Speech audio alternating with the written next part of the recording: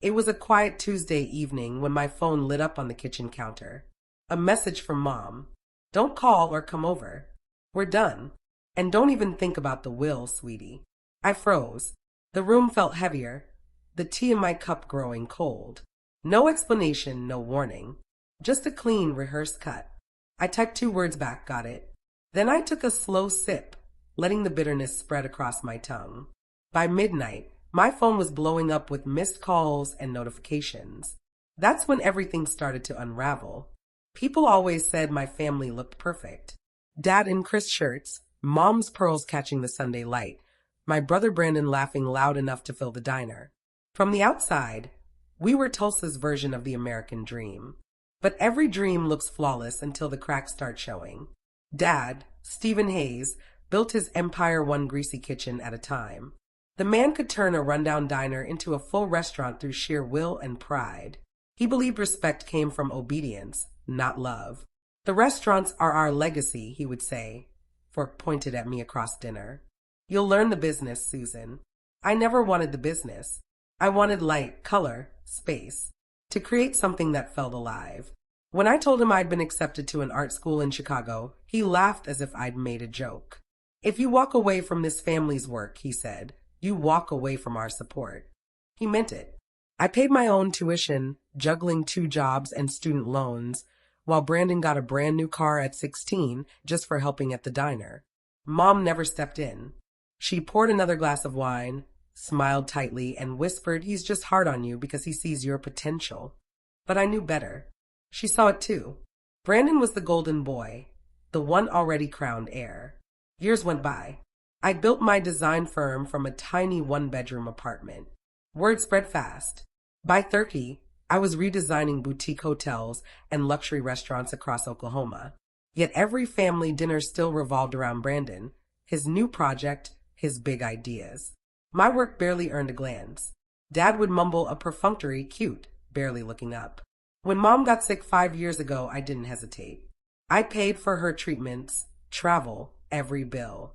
When Brandon's new business failed, I wired $30,000 to cover his debts. When Dad needed new restaurant equipment, I footed the bill. They always said thank you, the polite, empty kind. Then came the next favor. Looking back, I think I kept giving because I hoped one day they'd see me as more than the outsider, more than the backup plan. I wanted to be part of his family. Turns out, family wasn't the problem. That was their definition of it. And the night my mother sent that text, I finally grasped just how deep that reality ran. It began with a family meeting that felt more like a trial. Dad called it a discussion about the future. I should have known that meant Brandon's future, not mine. They gathered around the long dining table, lined with framed photos of Brandon holding trophies and cutting ribbons at Dad's restaurants. I stood at the far end, laptop open, ready to pitch my idea. A sustainable design firm that could collaborate with hotels and restaurants across the state. Eco-friendly materials, long-term cost savings, a practical plan, not just a dream. I spoke for maybe 5 minutes before Dad cut in. You think hotels care about recycled wood? His voice was calm, but sharp enough to sting. They want cheap, not fancy experiments. Brandon chuckled without looking up from his phone. Yeah, why don't you stick to decorating houses, sis? Mom lingered by the counter, pretending to adjust napkins, carefully avoiding my gaze. My hand shook beneath the table. It's not decoration, I said quietly. It's design. It saves money and it's the future. Dad leaned back, arms folded. We're not throwing money away on your pipe dream. Brandon's opening a new location. That's our priority. Something inside me snapped. Years of sacrifice. The bills I'd covered, the nights I stayed awake worrying about Mom's treatments. All of it meant nothing. Mom, I said, turning to her. You've seen my work. You know this could succeed. She hesitated, eyes flicking toward Dad. It just sounds risky, Susan. You know how the restaurant business is. Her words hit harder than any of his insults. Risky. The same word he'd used when I wanted to go to college. Then, unexpectedly, Tara, Brandon's wife, spoke. Her voice was soft, but it cut through the tension. I think it's innovative, she said. Sustainability is really important right now. Brandon shot her a glare that could have frozen fire. She recoiled, silent. Dad waved a dismissive hand. Enough. Meeting over. As I packed up my laptop, I caught Tara's eyes. She mouthed something that froze me in place.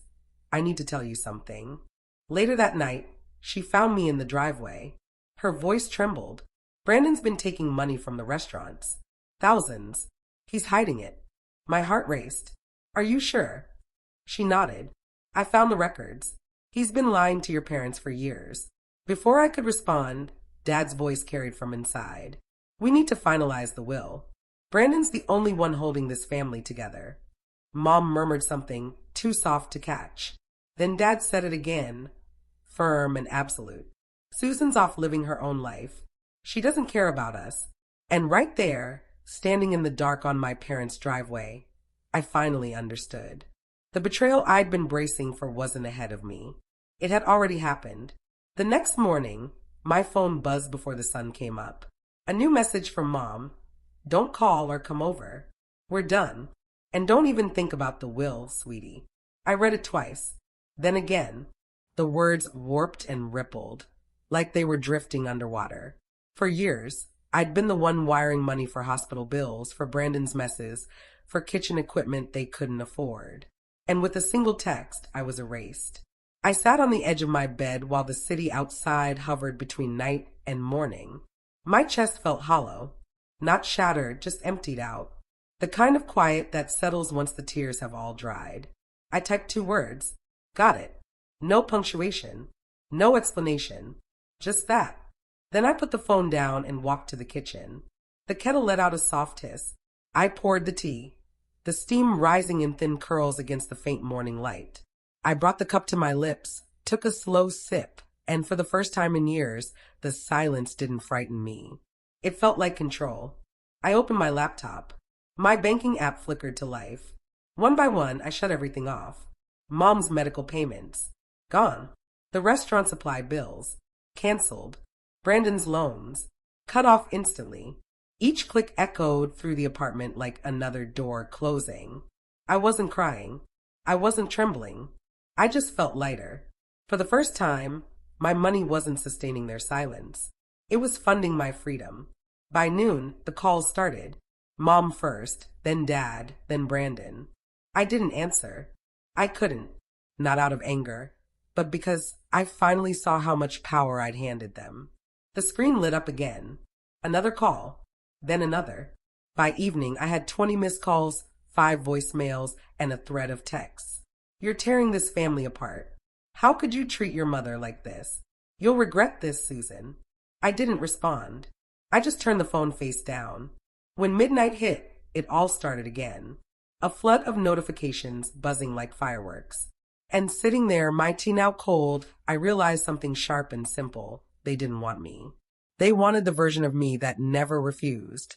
The one who paid, who fixed everything, who held the family together with her wallet.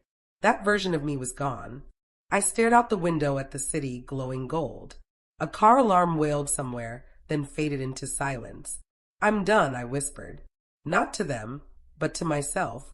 And for the first time, I truly meant it. Morning came, and the storm didn't fade. It just changed form. 37 missed calls, 11 voicemails, dozens of texts stacked like warnings I had no interest in opening. I made breakfast like it was any other day. The smell of toast drifted through the apartment while the phone kept lighting up beside the sink. I didn't touch it until one voicemail popped up from Dad, labeled urgent. I pressed play. His voice burst through, sharp and demanding. You need to fix this, Susan. The restaurants won't survive without your help. You owe us that much. Oh, the word struck like an insult. I had covered hundreds of thousands for them over the years. My savings, my labor, my time. And now it was being twisted into a debt. Another voicemail. This one Brandon's. You think you can just walk away. You're selfish. You're putting Mom in tears. Then Mom's voice, soft and shaky. Please, Susan, don't do this to me. Not after everything we've been through. I pressed both hands against the counter, the cool marble steadying me. They weren't reaching out for healing. They wanted control. By noon, Tara called. Her voice was low, urgent. They know I told you about the money, she said. Brandon's furious. He's trying to twist it like you made it up. Don't worry, I told her. I'm done explaining myself. That night, sleep didn't come. I sat by the window, the phone glowing beside me as unread messages stacked up. I should have blocked them. Instead, I watched them appear, each one proof of how lost they were without me propping them up. By the end of the week, I agreed to meet them, not to reconcile, but to close the door properly. The cafe was one of the rare places in Tulsa where no one recognized our family. The air smelled like coffee beans and approaching rain. They were already seated when I walked in. Dad with his arms folded, Mom pale but composed, Brandon tapping restlessly at his phone. Tara wasn't there. Dad spoke immediately. You've created a disaster. Susan, the bills are overdue. Vendors are threatening lawsuits. I placed my bag on the chair, my voice steady. That's not my responsibility anymore. Brandon leaned forward, sneering. You think you're better than us now, huh? Just because you mess around with paint and overpriced furniture. I held his stare. Design, Brandon. The word you're searching for is design. He chuckled, shaking his head. You've always been dramatic. You love attention. I cut him off. You stole from the restaurants. The words froze him. Dad's forehead creased. What are you talking about? Tara told me everything, I said. The hidden accounts. The missing money. Brandon's jaw clenched. She's lying. She found those records, I said, my voice flat. And you know it. Dad turned toward him, eyes narrowing. Is that true? Brandon shot to his feet. You're taking her side? She's been jealous since high school. Enough, I said quietly. This has nothing to do with jealousy. It's about honesty and respect. Two things I've never gotten from this family. Mom's voice shook. Susan, please don't do this. We can talk. I looked straight at her. We're past talking, Mom. You made that clear when you sent the text. The blood drained from her face.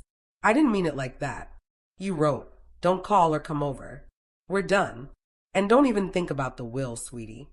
I repeated every word, steady and calm. You meant exactly what you said. The cafe had gone silent. Even the barista froze mid-movement. Dad cleared his throat. You've always been too sensitive. I gave a faint smile. And you've always confused cruelty with discipline. For the first time, I saw uncertainty flicker in his eyes. I reached into my bag, took out a neatly folded folder, and set it on the table. I sold my sustainable design project, I said. A national firm bought it for $1 million. Their eyes widened. I built that without you, I went on. No family loans, no handouts. Just me. Brandon scoffed, twisting his mouth. Good for you. Want a medal? No, I said. I just want you to understand that I don't need this family anymore. And you don't get to call me when everything falls apart. Dad's jaw tightened. You think that money gives you power? I leaned in slightly. No. Walking away does. The silence that followed was heavier than any shout. Mom finally whispered, tears gathering. We're still your family. Family doesn't treat someone like an ATM, I said softly. Family doesn't cut you off the second you stop paying their bills. Brandon slammed his fist against the table. You're pathetic. You think you can just erase us? I met his rage with calm. Funny. You already did that to me. He opened his mouth again, but I stood before he could speak. I'm not your safety net anymore, I said. Not your backup plan. Not your excuse. Dad raised his voice. You'll regret this, Susan. I turned slightly, hand resting on the chair. Maybe.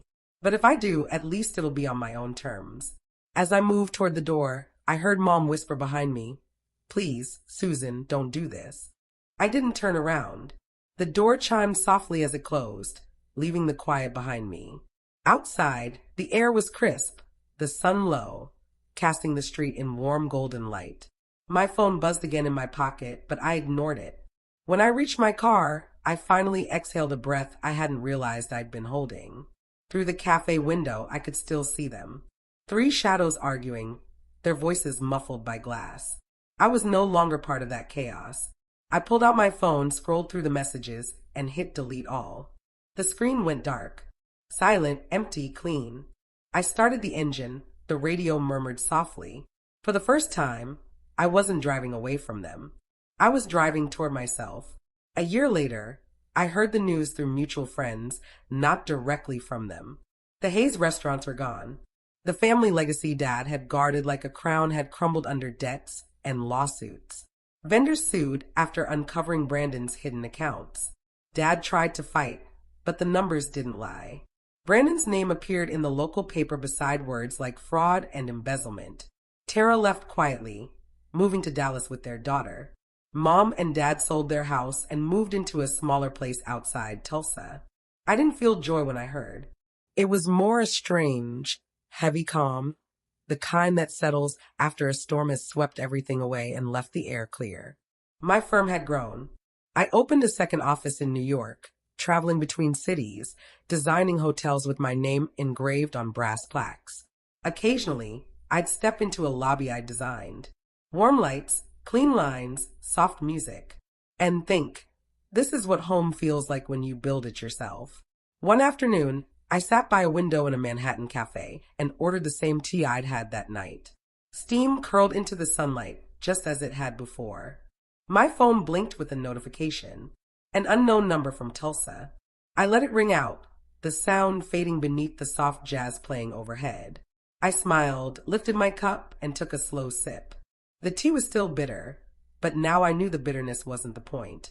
It was the lesson. Peace didn't come from fixing them. It came from letting them fall. People sometimes ask if I miss them. The truth is, I miss the version of them I kept hoping for. The one that might have loved me without conditions, without a price tag attached. But that version only existed in my imagination. Now, when I think of family, I think of peace. The kind that doesn't demand or drain. I think of mornings when no one calls for help. The quiet is safety, not punishment.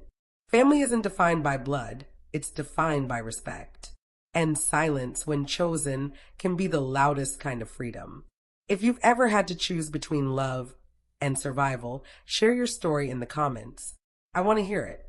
And don't forget to hit subscribe, because the next story might remind you that walking away isn't weakness. It's strength.